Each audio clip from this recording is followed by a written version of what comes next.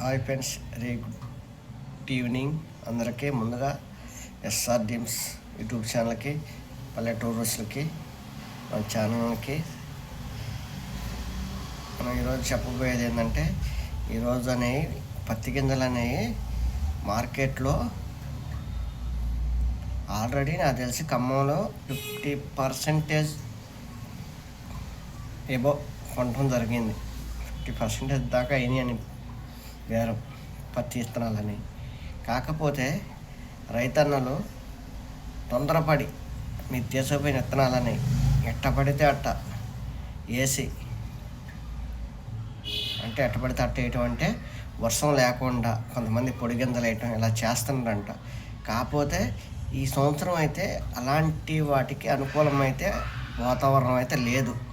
దయచేసి ఇది గుర్తుపెట్టుకోండి. ఎందుకంటే ఎలినో ప్రభావం వల్ల మేఘాలు అనేవి వర్షాలు ఉండొచ్చు, ఉండకపోవచ్చు.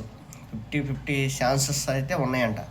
దానివల్ల ఏంటంటే మీరు తీసుకుపోయి ఇప్పుడు విత్తనాలు భూమిలో వేయటం వల్ల అవి పురుగులు తిని ఇది మళ్ళీ విత్తనాలు కొనక్కు రావాలంటే అప్పుడు మార్కెట్లోకి ఇక ఏ పడితే అవి వస్తాయి.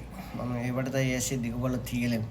అందుకే బ్రాండ్ విత్తనాలు అనేవి నాశనం చేసుకోకుండా ఉంటే మనకి పంటకి ఇప్పుడు వర్షం పడితేనేగా పంట అనేది మొలిచేది. వర్షం పడింది అయితే మొలవదుగా. తీసుకుపోయి దబ్బా మనం పొడి గింజలు ఇప్పుడు భూమిలో వేసి వస్తే అటు ఇటు కానీ వర్షం పడి అవి నాని ఉబ్బి మొక్క అనేది పాసిపోతే, గింజ అనేది పాసిపోతే రాదుగా. అందుకే అలాంటి దృష్టిలో ఉంచి తీసుకుపోయి ఇంట్లో పెట్టుకోండి. దొరకమనుకుంటే తీసుకుపోయి ఇంట్లో పెట్టుకోండి. అంతేగాని భూమి వరకు ఏమాకండి. ఎందుకంటే ఈ సంవత్సరం వర్షాలు అనేవి తక్కువ అంట. ఎందుకంటే ఎప్పుడూ వాటర్ అనేది ఉడకలేదంట. వాటర్ అనేది ఉడికితే ఆవిరైంది. వాటర్ ఆవిరైనది అయితే ఖచ్చితంగా వర్షాలు అనేవి ఖచ్చితంగా పడవంట. మనకు తెలిసిన దాని ప్రకారం చెబుతున్నాం. తొందరపడి రైతన్నలు అనేది ఆవేశంతో తీసుకునే నిర్ణయం వల్ల చాలా లాసులు పోతారు.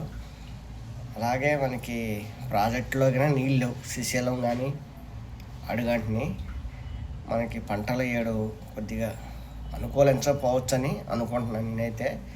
దీన్ని జాగ్రత్తగా మనం రైతన్నలు దీన్ని జాగ్రత్తగా దీన్ని ఫాలో అయ్యి ఎలా చేయాలి అనే ఒక విధానం మీద వెళ్ళండి. కానీ ఎట్టబడితే అట్ట చేయమాకండి. ఈ ఆట 10 ఎకరాలు చేసేవాళ్ళు ఈడ ఒక 5 ఎకరాల వరకే వేసుకోండి. ఎందుకైనా మంచిది.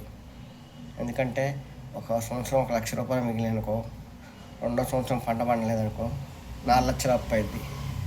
అందుకే అంత దాకా పోమాకండి. దయచేసి చేతులు జోడించి నమస్కరిస్తున్నా. జై హింద్, జై భీమ్. మన ఛానల్ సబ్స్క్రైబ్ చేయండి, ఫాలో కొట్టండి ఫ్రెండ్స్. బాయ్.